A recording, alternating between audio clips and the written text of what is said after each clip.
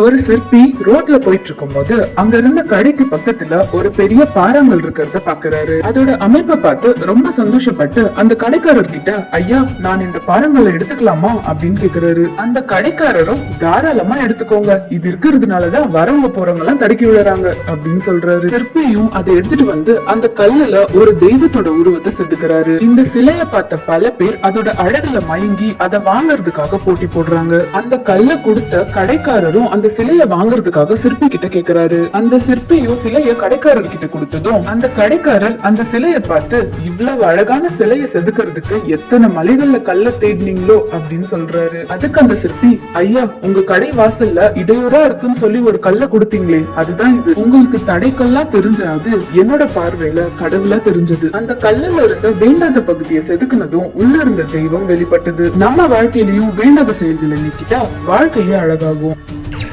எந்த ஒரு விஷயத்தையும் பிளான் பண்ணி பண்ணணும். ஓகே.